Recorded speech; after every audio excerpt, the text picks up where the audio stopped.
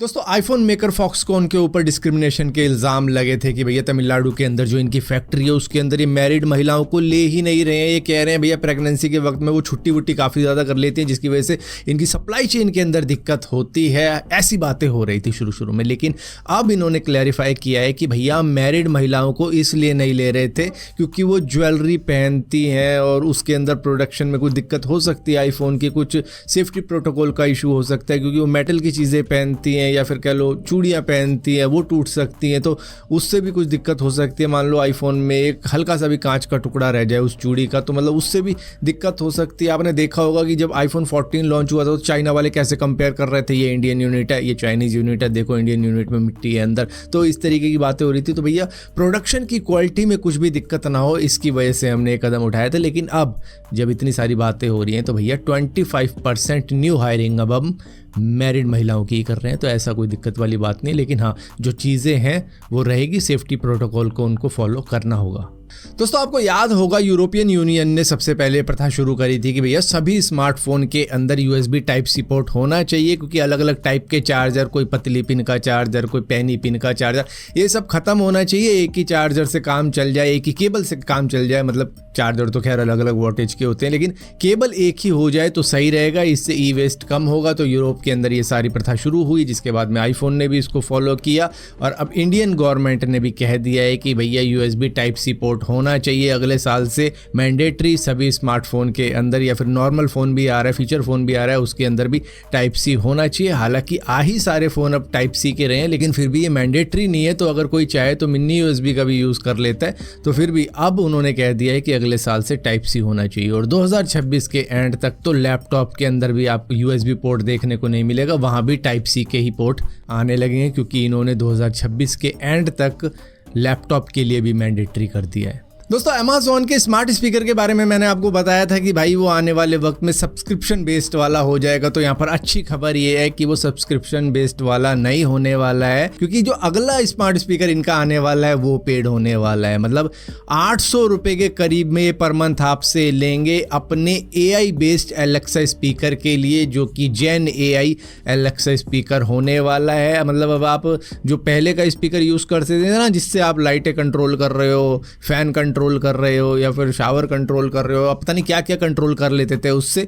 लेकिन अब जो AI बेस्ड स्मार्ट स्पीकर आएगा इनका, वो आप खरीदने में भी पैसे दोगे और उसके बाद में उसका पर मंथ के हिसाब से सब्सक्रिप्शन भी लोगे। अगर आपको चाहिए भाई उससे बातें करनी है, उससे जानकारी लेनी, तो मतलब पेड वाला होने वाला है भाई। दोस्तों जिस बात का डर था वो होने वाला है। जियो के अनलिमिटेड 5G के जो ऑफर अभी आपको चल रहे थे वो शायद 3 जुलाई से बंद हो सकते हैं, क्योंकि अब ये अनलिमिटेड 5G प्लान लेके आने वाले हैं जिसकी लिमिट होगी पर डे की 2 GB।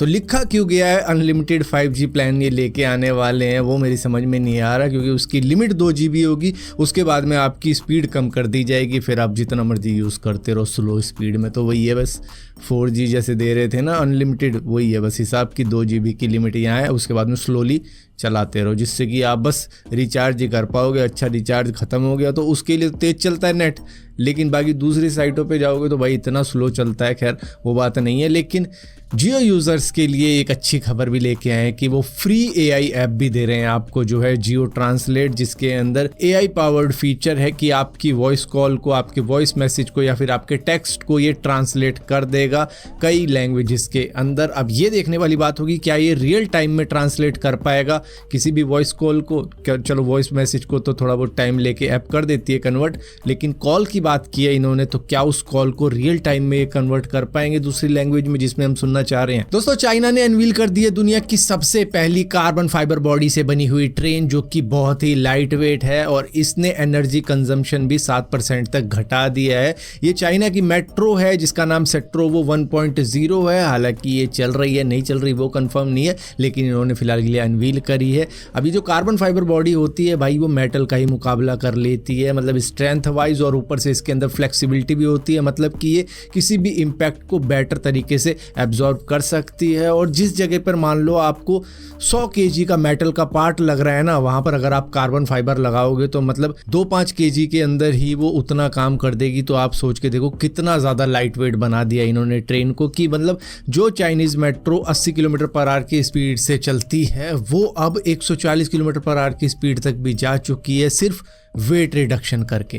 दोस्तों अक्सर ट्रेन्स में चोरी हो जाती है, जब रात के वक्त में हम सो रहे होते हैं, हमारा बैग कोई उठा के ले जाता है, मोबाइल चोरी हो जाता है, तो इस तरीके की हरकतें होती रहती है, लेकिन बंदे जाते नहीं है कंज्यूमर कोर्ट में इस तरीके की चीज़ों की रिपोर्ट लेके। वो कहते हैं चल यार कपड़े ही तो थे, एक कहता है मेरे कच्चे बनियानी तो थे। तो इस तरीके की बातें तो चलो सॉल्व हो जाती है, लेकिन जब कुछ वैल्यूएबल चीज़ मौजूद होती है बैग के अंदर तब कहाँ सर पटकोगे। तो भैया एक महिला थी जो कि झांसी से ग्वालियर जा रही थी मालवा एक्सप्रेस के अंदर, जिनका बैग चोरी हो जाता है रात के वक्त में, जिसके अंदर 80,000 रुपए का सामान होता है। और ये चोरी होती है 2016 जनवरी में, और अब जाके इनको इंसाफ मिलता है। रेलवे के जनरल मैनेजर को ये कह दिया जाता है कंज्यूमर कोर्ट द्वारा कि इस महिला को आपको 1,08,000 रुपए पे करने पड़ेंगे हर जाने के तौर पे, जो भी इनका नुकसान हुआ है उसकी भरपाई के लिए, क्योंकि रेलवे की जिम्मेदारी है पैसेंजर की सेफ्टी, सिक्योरिटी और कंफर्ट, और उसमें अगर आपकी कमी है तो भैया इस तरीके के जुर्माने तो आप पे लगते रहेंगे। तो इस महिला को 80,000 रुपए तो इनके सामान के हो गए, 20,000 रुपए मेंटल ट्रॉमा के और 8,000 रुपए इनकन्वीनियंस के, तो टोटल 1,08,000 रुपए का हर्जाना पड़ा इंडियन रेलवे पे, जो कि इस महिला को अब मिलेगा।